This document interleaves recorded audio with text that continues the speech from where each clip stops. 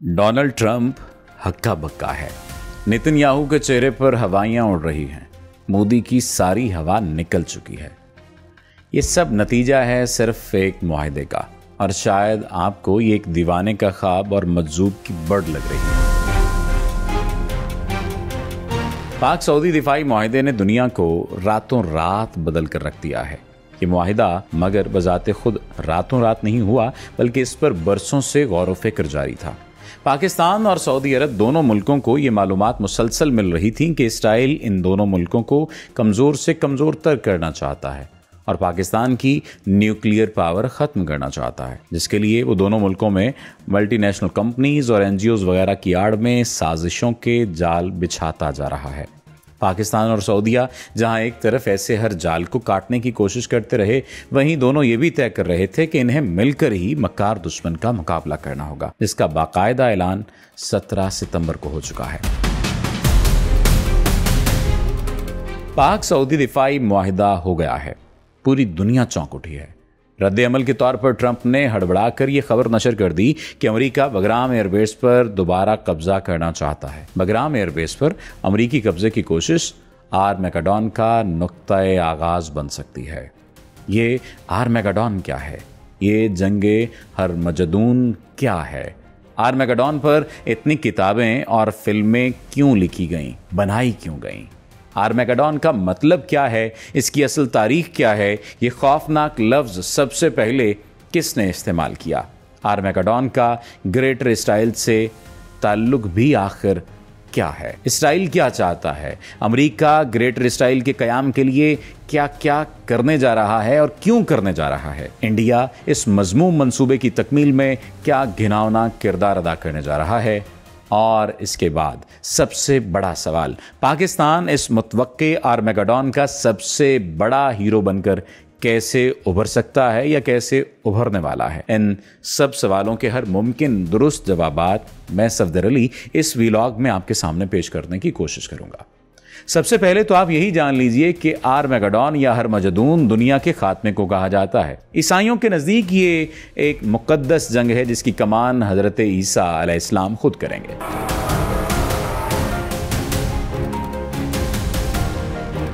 रिवायत के मुताबिक इस जंग में कम से कम 3 अरब इंसान खत्म हो जाएंगे।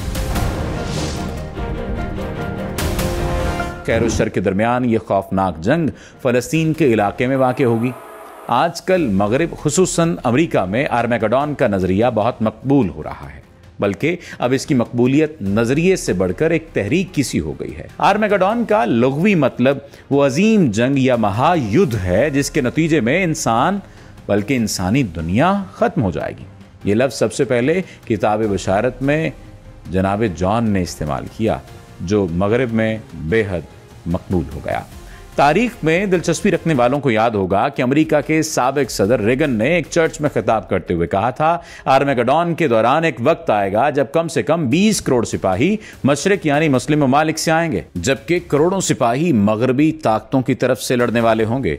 तब यरूशलेम से 200 मील तक इतना खून बहेगा कि वो जमीन की सतह से घोड़ों की बाग की बुलंदी तक पहुंच जाएगा और ये सारी वादी इंसानों और जानवरों के खून से भर जाएगी।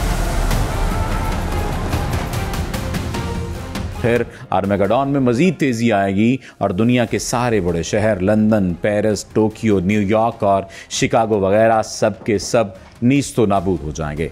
अमेरिका के एक और सदर जिमी कार्टर ने आर्मेगेडोन की तशरीह करते हुए कहा, इसराइल का कयाम बाइबल की पेशगोई की तकमील और बाइबल के बयान का हासिल है। ईसाइयत के एक और बड़े मुबल्लिग जॉन हैगी ने जोर शोर से कहा, इसराइल अपने हमसाये के खिलाफ जंग करते हुए खुदा की रजा पूरी कर रहा है।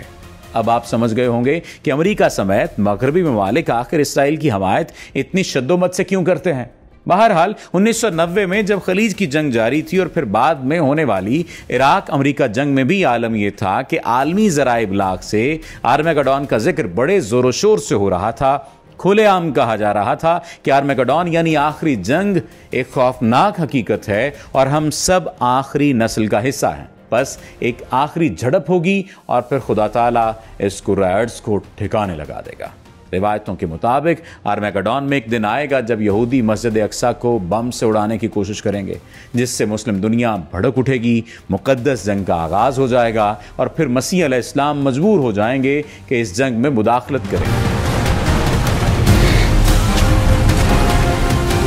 पहला वार हजरत ईसा अलैहिस्सलाम खुद करेंगे। वो एक नया हथियार इस्तेमाल करेंगे जिसके वही असरात होंगे जो न्यूट्रॉन बम के होते हैं। लोग अपने कदमों पर खड़े रहेंगे लेकिन उनका सारा गोश्त गल चुका होगा, उनकी आंखें अपने खौलों में खत्म हो चुकी होंगी और जुबानें मुंह के अंदर गल चुकी होंगी। एक और नुमाया मसीही मजहबी मुबल्लिग क्लॉयड अपने लोगों से कहता है, तुम यस्सू मसीह को महज एक मजहबी रहनुमा न समझो, बल्कि वो एक 5 स्टार जनरल होंगे जो आखिरी जंग के अजीमुश्शान फातेह होंगे। वाज़े रहे कि आखिरी जंग अजीम के नजरिए का प्रचार करने वाले पादरी मगरिब में न सिर्फ लाखों के हुजूम को मुतासर करते हैं बल्कि आखिरी फतह का चूरन बेचकर बहुत दौलत भी कमाते हैं। एक पादरी ओवल ने लेक्चर देने के लिए $80 लाख तलब किए तो वो रकम उन्हें उसी वक्त फराहम कर दी गई थी। $80 लाख यानी $2.25 अरब पाकिस्तानी रुपए, सिर्फ एक लेक्चर का मुआवजा। वाकई बेचनी आती हो तो नफरत कितनी महंगी बिकती है। आर्मेगेडोन के मौजू पर पिछले 100 साल में लाखों नहीं करोड़ों किताबें फरोख्त हो चुकी हैं जिनके मुसन्निफीन बहुत अमीर हो चुके हैं। इस मौजू पर बनी फिल्मों ने भी अरबों रुपए कमाए हैं।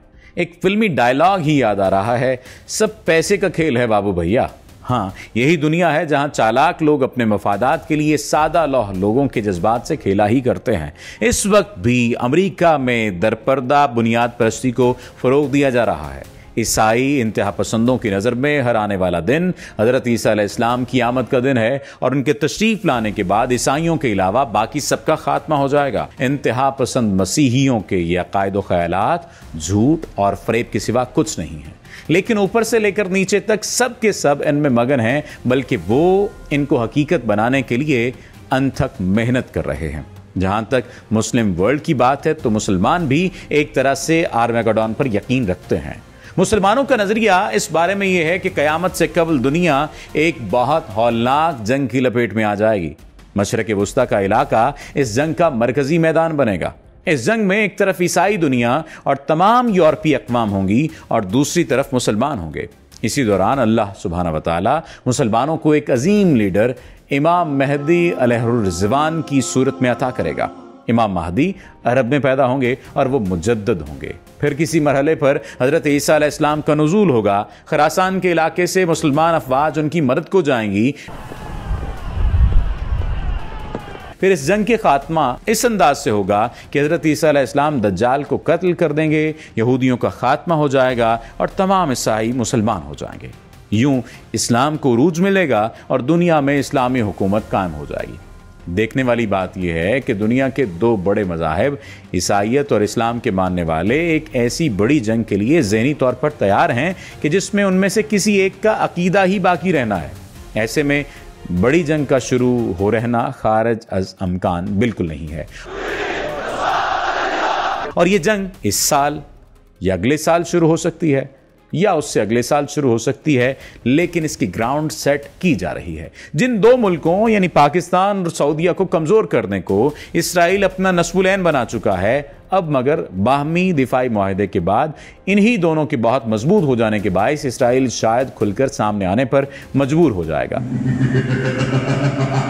इंतहा पसंद यहूदी हर हाल में ग्रेटर इसराइल बनाना चाहते हैं, जिसमें अमेरिका और इंडिया इसराइल का साथ देते नजर आते हैं। जैसा कि हम पिछले व्लॉग में इस खदशे का तज़किरा कर चुके हैं कि पाकिस्तान के एटमी असासों पर मुहलिक वार करने की गरज से अमेरिका बगराम एयरबेस पर अपना तसल्लुत चाहता है।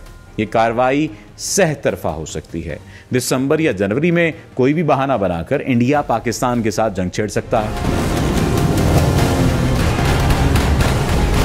जंग के बढ़ते ही इसराइल हमारी न्यूक्लियर साइट्स को निशाना बनाने के लिए आ सकता है, जिसके साथ ही अमेरिका हमारे जौहरी असासों पर कब्जा जमाने के लिए अपनी फोर्सेस भेज सकता है। मगर ये कहना जितना आसान है, कर गुजरना उतना ही मुश्किल होगा, तकरीबन नामुमकिन। इधर इंडिया अभी कोई जवाब तराश ही रहा होगा उधर पाकिस्तान, सऊदीया, तुर्की, अजरबैजान और चीन मिलकर बड़ी जंग के लिए तैयार हो चुके होंगे। जंग शुरू होते ही ईरान, रूस और बाकी मुस्लिम ममालिक भी इस जंग में अमेरिका, इसराइल, इंडिया की तगड़म के खिलाफ पाकिस्तानी ब्लॉक में शामिल होने लगेंगे।